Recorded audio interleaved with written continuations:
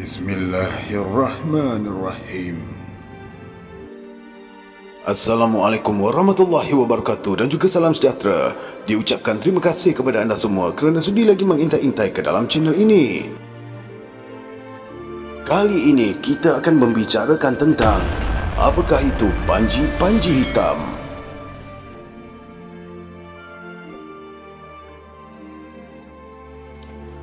Kita telah lama diperkenalkan tentang hadis-hadis akhir zaman. Kita juga selalu dan sering mendengar tentang hadis Nabi mengenai Ikhwan dan Ashaib, satu kelompok yang dirindui oleh Nabi SAW. Kelompok inilah yang akan bersama-sama dengan Imam Mahdi memerangi Dajjal. Kita juga mendengar tentang tanda-tanda kemunculan Imam Mahdi. Tanda paling besar bahawa Imam Mahdi telah muncul ialah apabila seorang putera dari Bani Tamim menyerahkan Royatus Sauda atau panji-panji hitam kepadanya.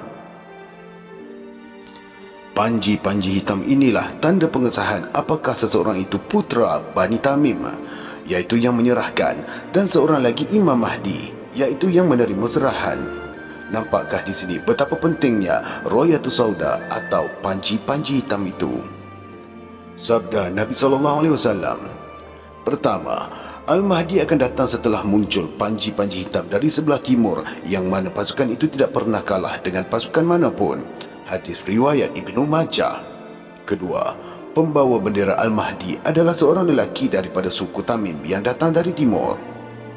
Ketiga, jika kamu semua melihat panji-panji hitam datang dari arah Khurasan, maka sambutlah ia walaupun kamu terpaksa merangkak di atas salji. Sesungguhnya di tengah-tengah panji-panji itu ada Khalifah Allah yang mendapat petunjuk. Maksudnya ialah Al-Mahdi. Hadis riwayat Ibnu Majah, Abu Nuaim dan Al-Hakim. Apakah yang dikatakan sebagai panji-panji hitam itu? Ada ulama yang mentafsirkan Royatus Sauda itu adalah panji-panji atau bendera berwarna hitam, sebagaimana makna lughawi, iaitu makna bahasa kepada Royatus Sauda itu. Namun, tafsiran ini macam payah untuk diterima, sebab sesiapa pun boleh membuat bendera hitam walaupun bukan putera Bani Tamim. Ada juga yang mentafsirkan secara istilah bahawa Royatus Sauda itu lambang kuasa sesebuah negara. Kerana itulah mereka mentafsirkan bahawa putera Bani Tamim itu wajib mempunyai atau menjadi pemimpin sebuah daulah Islamiah. Dan daulah Islamiah itulah Royatus Sauda atau panji-panji hitam yang diserahkan kepada Imam Mahdi. Begitulah kefahaman umat Islam yang lebih umum dan munasabah tentang Royatus Sauda atau panji-panji hitam ini, termasuklah golongan Syiah. Bahkan Ahmadinejad, iaitu Presiden Iran, pernah mengisytiharkan keyakinannya di PBB bahawa Imam Mahdi mereka akan segera muncul. Secara tersirat, dia mengisytiharkan bahawa dia adalah putera Bani Tamim dan negara Iran itulah Royatus Sauda yang akan diserahkan kepada Imam Mahdi. Kerana itulah, kalau kita pergi ke negara-negara yang dikuasai oleh Syiah seperti Iran dan Pakistan, mereka sangat menyukai bendera berwarna hitam sebagai lambang kejayaan mereka untuk diserahkan kepada Imam Mahdi yang sedang mereka tunggu kemunculannya. Apakah benar penafsiran umum itu? Kalau benar, mengapa pula Imam Mahdi, yakni Imam Mahdi Syiah, tidak muncul-muncul sedangkan kuasa negara Iran yang dianggap Royatus Sauda sudah di tangan mereka? Kalau bukan kuasa negara, adakah panji-panji hitam itu berbentuk benda-benda lahiriah yang lain? Atau ia adalah projek-projek megah yang boleh menawan hati manusia akhir zaman yang umumnya sudah cinta dunia ini? Apakah sebenarnya Royatus Sauda yang hendak diserahkan kepada Imam Mahdi itu? Yang akan diserahkan kepada Imam Mahdi bukanlah cop mohor negara, bendera daulah, harta benda, projek mega atau lain-lain benda-benda lahiriah. Yang akan dipersembahkan kepada beliau adalah manusia yang terbina insaniahnya, insan-insan yang tinggi peradabannya, bukanlah projek-projek lahiriah ataupun wang ataupun yang seumpama dengannya. Wazir kanannya, Shu'aib bin Soleh, iaitu putera Bani Tamim yang mengasaskan tapak pemerintahan Imam Mahdi. Beliau berjuang untuk menegakkan ajaran Islam yang sebenar. Tugas beliau ialah melahirkan manusia yang insaniahnya layak disebut hamba dan khalifah Allah. Beliau mendidik dan membina calon-calon ikhwan dan ashaib untuk diserahkan kepada Imam Mahdi.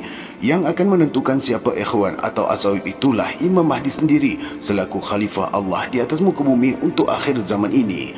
Jadi, tugas putera Bani Tamim itu adalah merekrut calon ikhwan dan asawib, sedangkan yang mengesahkannya ialah Imam Mahdi.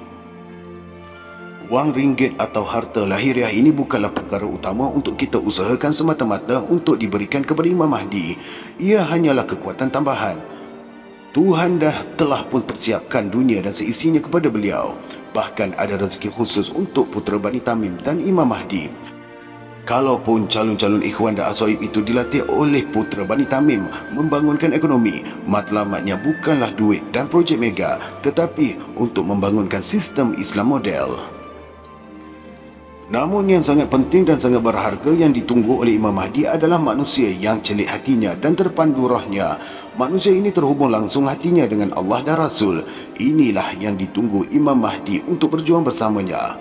Inilah yang dipersiapkan oleh pemuda Bani Tamim selama ini, melahirkan calon-calon ikhwan dan ashaib yang akan diserahkan kepada Al-Mahdi.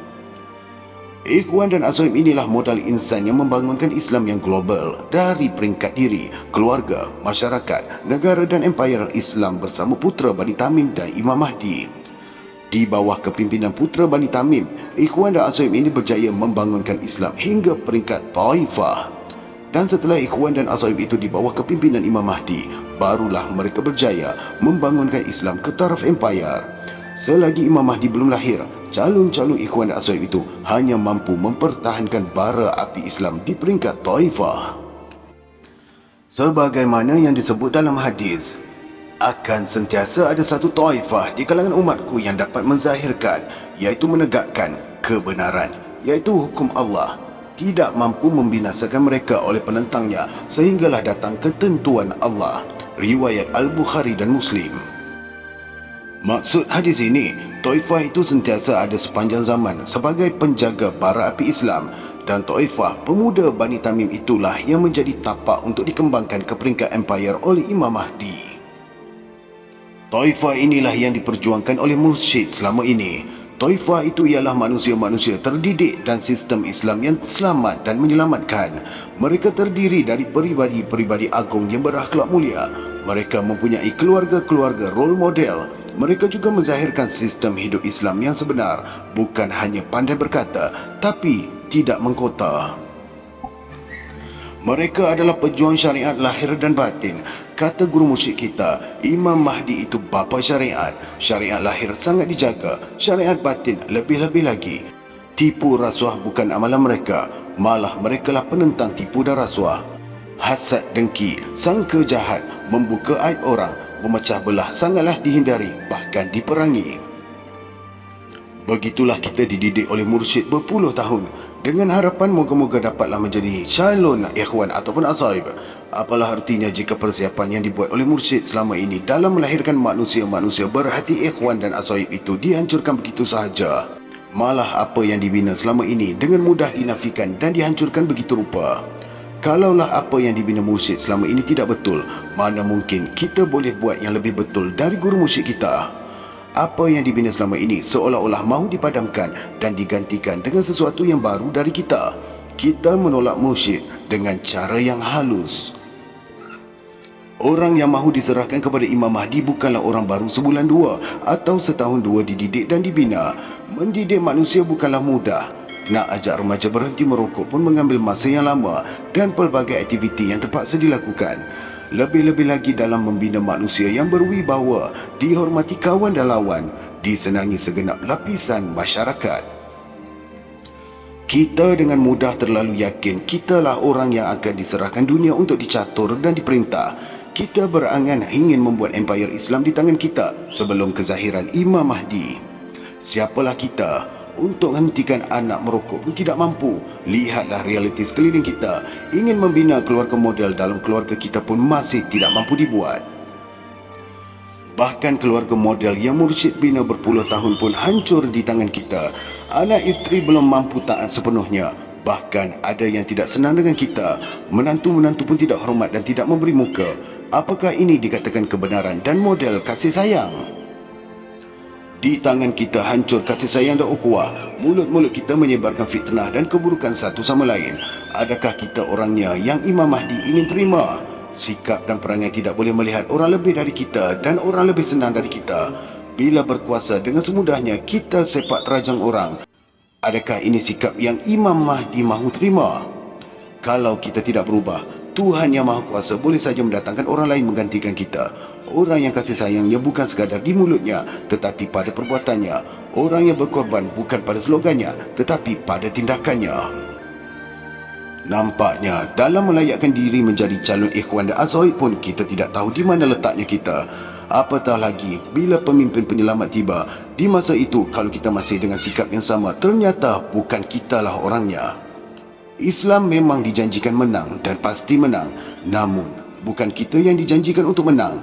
Kita diberi tawaran dan perlulah memenuhinya. Wallahu a'lam.